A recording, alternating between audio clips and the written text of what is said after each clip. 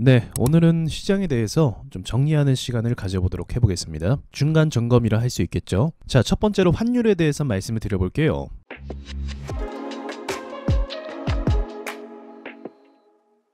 환율 같은 경우는 어젯밤에도 좀 위협적인 움직임이 있었는데, 먼저 아시아권 환율을 보자고 하면 한국 환율 같은 경우는 저항을 맞고 현재 음봉 단계에 머물고 있습니다. 하지만 이 가격에서 빨리 벗어나야 되는데 계속 벗어나지를 못하고 있어요.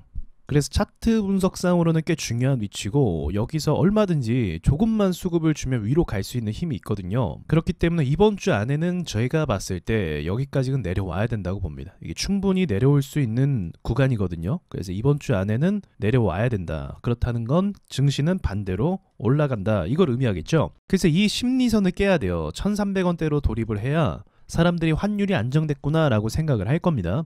일본 환율 같은 경우는 일단 고점에서 큰 음봉이 나왔기 때문에 추가적으로 뚫는 게 쉽지 않겠다 판단할 수 있겠고요. 그리고 중국 환율이 약간 문제인데, 상승된 크기로 보자고 하면 사실 한국 환율과 그리고 일본 환율에 비하면 상승폭이 적은 것도 맞아요. 이번에 시진핑이 연임에 성공하면서 홍콩 증시까지 무너져 버렸는데, 지금 보시면 각도나 이격도나 속도가 굉장히 빨라요. 그렇기 때문에 저는 오히려 폭락이 나올 가능성이 있다고 봅니다. 일본 환율도 마찬가지고요. 그래서 환율 같은 경우는 이게 주구장창 마냥 오를 수 있는 게 아니에요. 그렇기 때문에 지금 충분히 이격도를 많이 띄워서 조정을 받고, 제 분석입니다. 저는 한 10% 정도까지는 전체적으로 다 고점 대비해서 빠질 거라고 보고 있습니다. 급등주가 폭락을 하듯이 지금 금리 인상 속도도 뭐 조정한다. 그리고 금리 인상도 마냥 계속 올릴 수만은 없습니다. 미국도 자신들의 경제를 챙겨야 되거든요. 그래서 환율은 고점 신호를 만들었기 때문에 추가 상승이 좀 어려울 거라고 전 분석하고 있고요.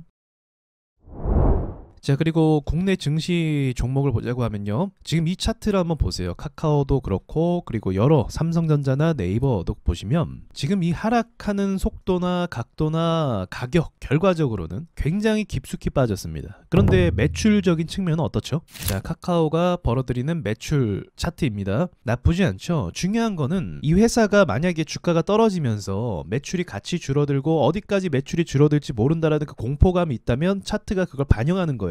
그런데 전혀 그렇지 않고, 사실은 사업이나 매출이 멀쩡하고 최근에 좀 문제가 있었지만 본질적으로 이 회사의 어떤 매출을 요격할 만한 악재는 아직은 벌어진 건 아니라는 거죠. 이제 언론에서 계속적으로 카카오에 대해서 어떻게 이야기를 하는가, 그걸 주목해 봐야 되는데 지금까지는 아니라는 거죠. 이전도 아니었고요. 그렇다는 것은 이 하락 자체가 굉장히 인위적인 것이고, 공매도에 영향이 있었던 것이고, 공매도의 영향이 주구장창 뭐 1년 내내 이렇게 막 갈 수는 없어요. 그렇기 때문에 차트가 기본적인 상승만 나와준다고 해도 이게 뭐 이상한 그림은 아니잖아요. 그쵸? 이렇게 나오고 뭐 여기까지 올라오는 게 이상한 그림은 아니죠. 그래서 이러한 것들이 기술 반등인데, 지금 전반적으로 이런 상황이 전혀 나왔다 안 나왔다? 올해 아예 안 나왔어요. 정말로 안 나왔어요. 여기가 한번 나온 게 끝이고 1월 달에 그 뒤에는 정말로 주가가 반등에 줄 만큼 졌구나, 또는 보합을 갔구나 라는 게 단 한 번도 없었어요. 그렇다는 건 나중에 몰아서 반등이 나올 가능성이 있기 때문에 저는 그 반등을 기다리고 있습니다.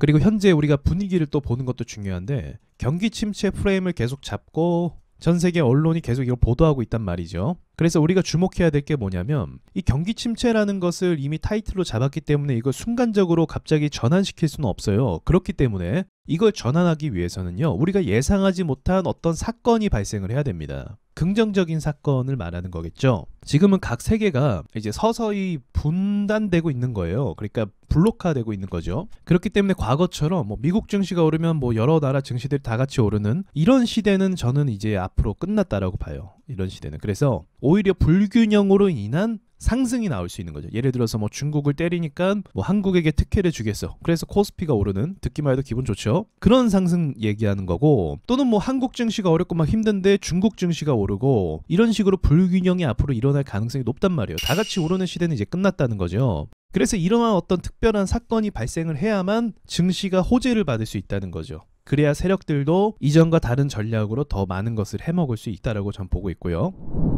자, 마지막으로 네 번째는 가계대출인데, 이 가계대출이 갖고 있는 문제가 부동산 문제도 물론 있지만 결과적으로 개인 투자자들이 이자 부담률이 높아졌기 때문에 주식에다 투자할 수 있는 여력이 이제는 많이 없어질 겁니다. 이제 금리가 올라가니까 현금이 귀해지겠죠. 그런 상황을 봤을 때 이제 현금을 아끼려고 하는 모습, 또는 이제 부동산이 뭐 폭락하고 값이 저렴해지면 부동산 쪽으로 투자하려고 하는 생각도 가지고 있으실 거예요. 그래서 주식이 일단은 이제 우선순위에서 벗어나 후순위가 되고 있다. 그 말은 무슨 말일까요? 개인 투자자가 이제는 시장에서 많이 나갔다. 제가 봤을 땐 많이 나갔어요. 여러분 착각하시면 안 되는 게 뭐 신용이 다시 올라오고 이런 부분도 있잖아요. 그런데 어쨌든 여러분 주변 사람들도 보시면 예전보다는 주식을 안 한단 말이죠. 세력들이 무작정 다 개미를 다 죽이고 가지 않아요. 뭐 한 마리도 살아남지 못하게 하진 않습니다. 그 정도의 상처를 주진 않고요. 끝까지 남은 자들, 그러니까 소수겠죠. 이 소수자들에게는 또 승리의 영광을 줘요. 왜 그럴까요?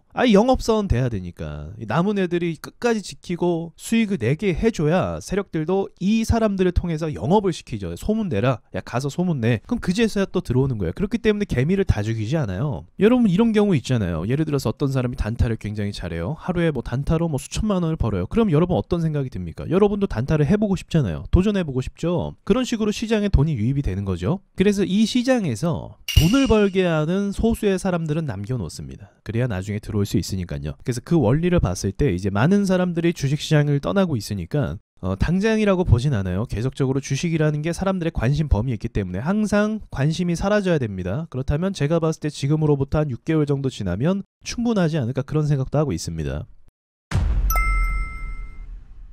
내년이 되겠죠. 내년 막 경기 침체다 뭐 안 좋은 전망 많이 하잖아요. 실제로 그렇게 될 가능성이 있죠. 왜냐면 금리가 높으니까. 그러나 기업이 큰 타격만 받지 않으면 걱정할 필요는 없다. 중소기업들이 무너질 수 있어요. 근데 중소기업과 주식과는 상관이 없어요. 지금 카카오도 엄청난 악재를 받았는데도 사실 빠진 폭이 그렇게 높진 않잖아요.